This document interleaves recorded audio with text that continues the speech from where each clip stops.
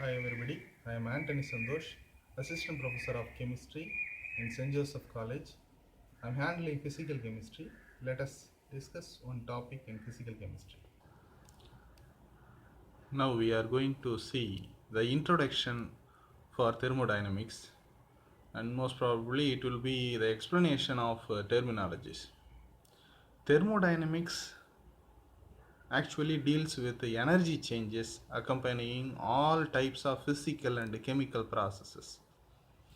And thermodynamics is based on two generalizations.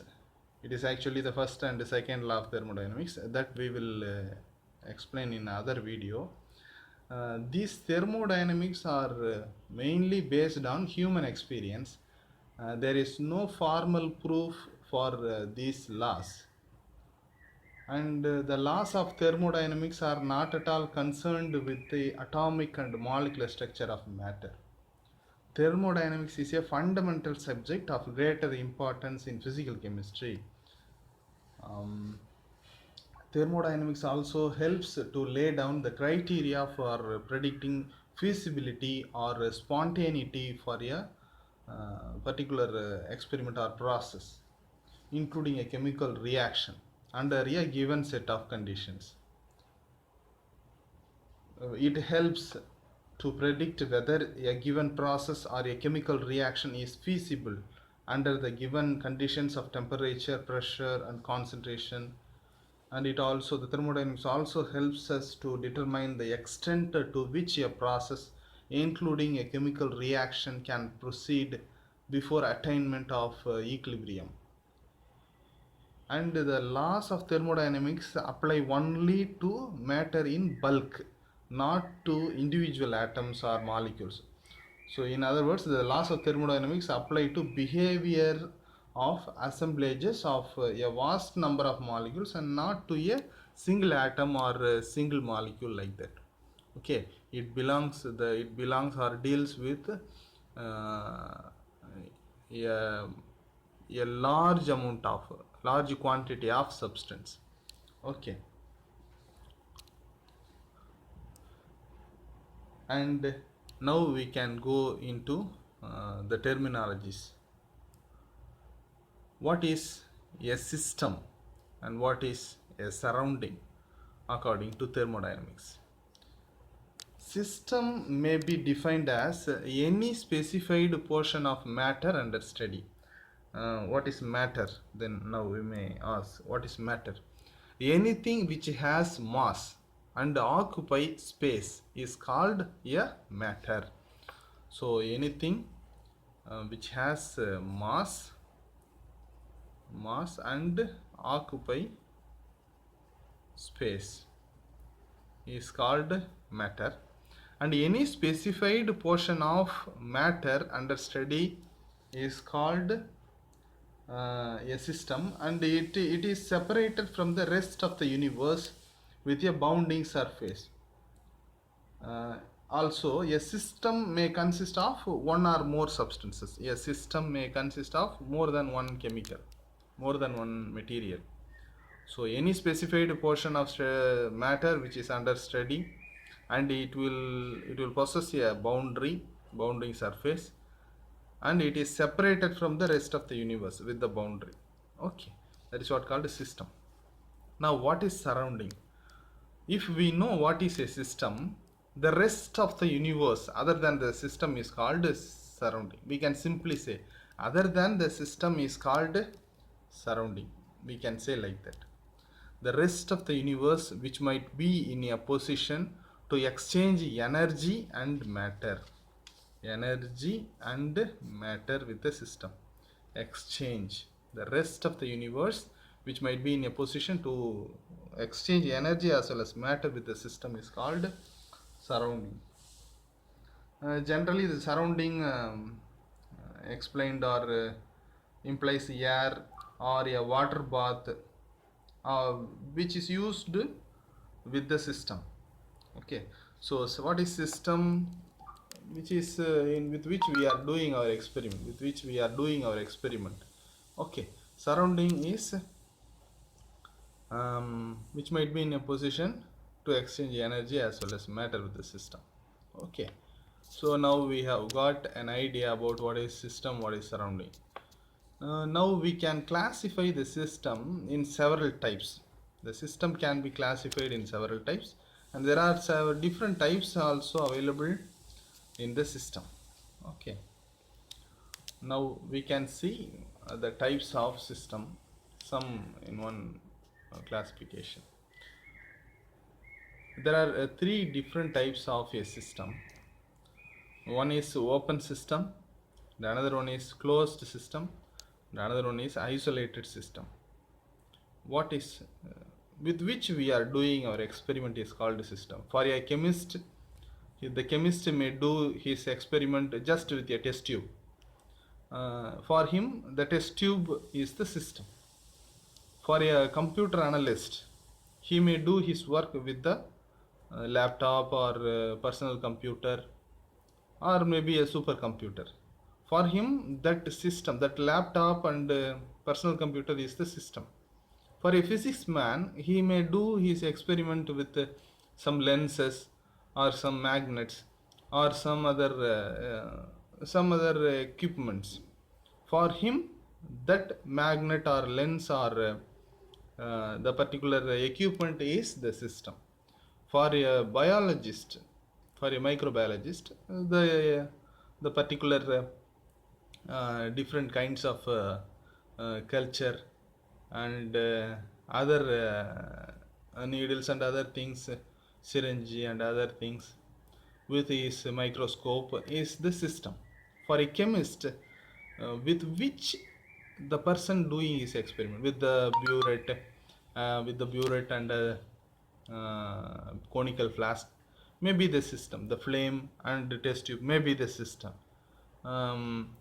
Sometime it may be the RB flask and other things may be the system. Okay, there may be different kinds of system. Okay, so now in that what we are having the classification: open system, closed system, and isolated. Now we can see what is open system. Open system, for an example, open conical flask with which we are boiling something in a particular chemical reaction is called the open system. Okay, so in that case, what is the definition? A system which can exchange matter as well as energy with its surrounding is said to be an open system. So both the energy as well as matter can be exchanged in a open system. Both the energy as well as matter can be exchanged. Okay, so what can be exchanged? The definition for these types is what can be exchanged defines the type of the system. So in the case of closed system, what is called a closed system? A closed system is one. Only energy can be exchanged with the surrounding, not matter. Okay. For example, if we have a closed cylinder in a particular reaction that has to be considered, then that is called closed system. Only energy can be exchanged, not matter. Matter cannot be exchanged. Only energy can be exchanged. Here energy as well as matter, both the things can be exchanged in the case of open system. Okay, next, what is isolated system? It is just like a thermo flask.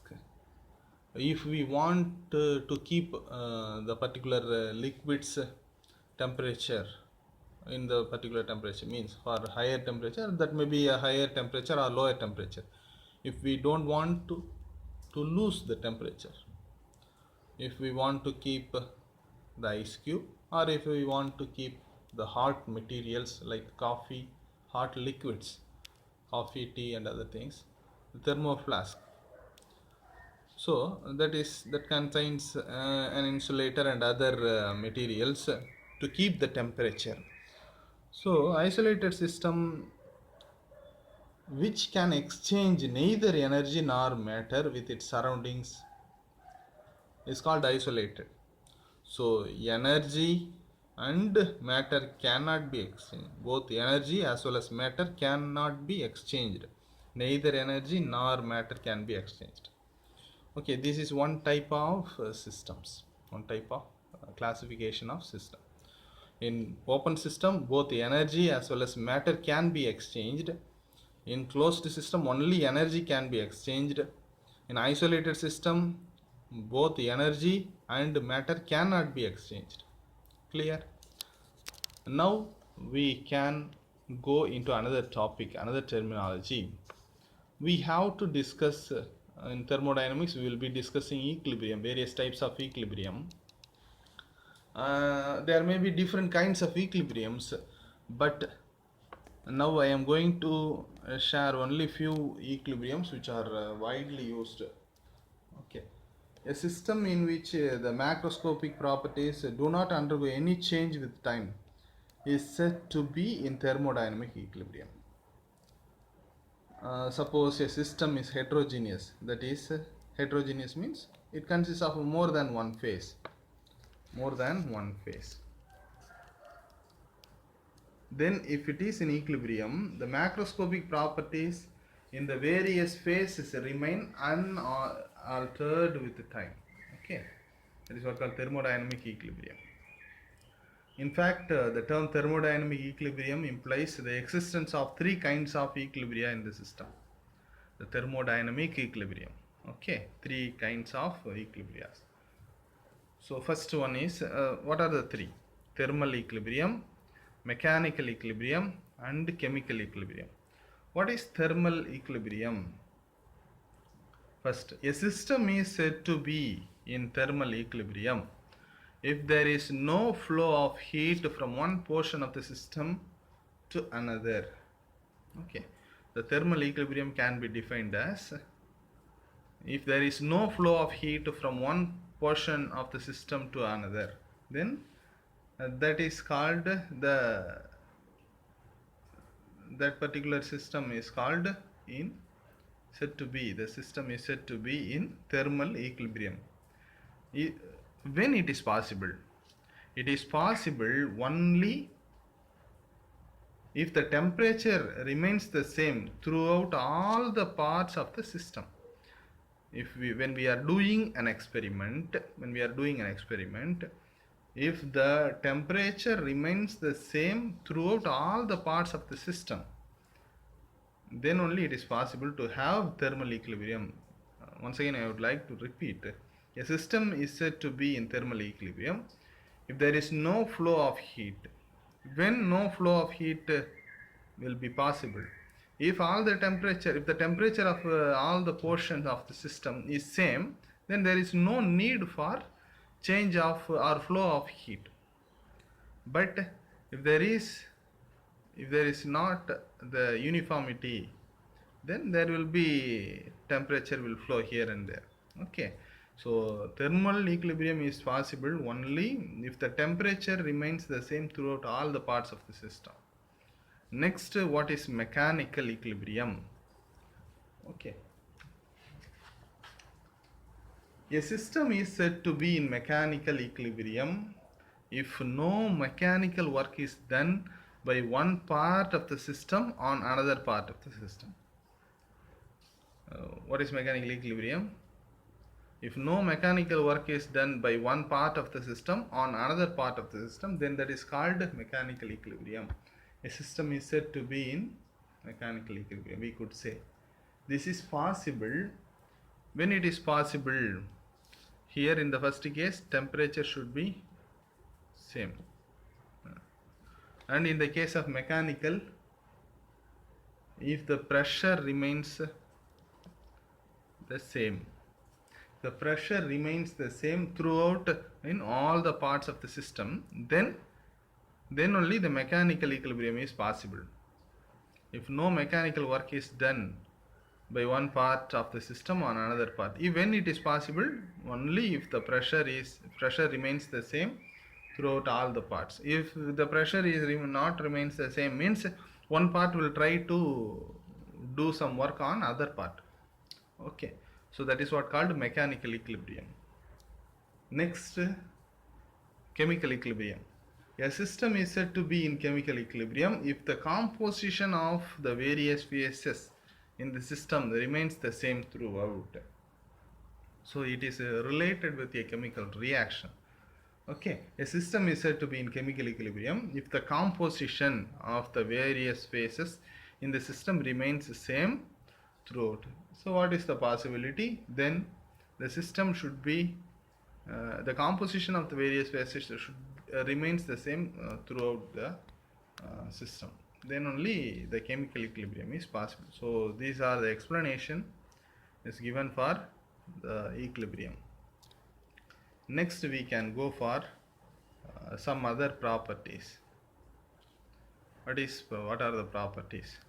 Okay, extensive and intensive properties. So there are two main properties, extensive and intensive properties. What is extensive property? An extensive property of a system is that which depends upon the amount of the substance or substances present in the system. Examples are mass, volume and energy, which depends upon the amount of the substance. That is the main thing, amount of the substance present in the system. These are called extensive property.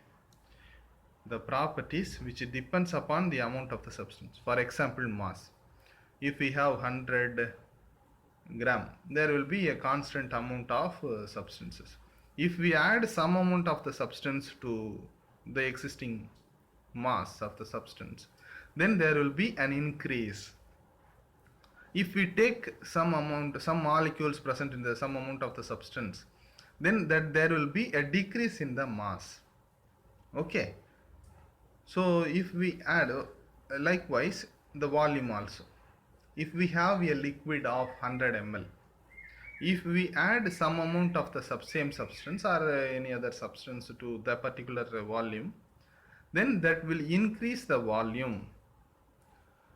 Likewise, when we use a particular amount of fuel for getting energy, 10 ml of a fuel, or in the flame amount of some gases or solid material that provides some amount of energy. If we increase the amount of fuel, then that will give more amount of energy. If we decrease the amount of the fuel, that will decrease the amount of energy. Likewise, if we increase the amount of the substance, the mass will increase, the volume will increase, the energy will increase. If we decrease the amount of the substance, that will decrease the mass, that will decrease the volume, that will decrease the energy. These properties which are depends upon the amount of the substance is called extensive property.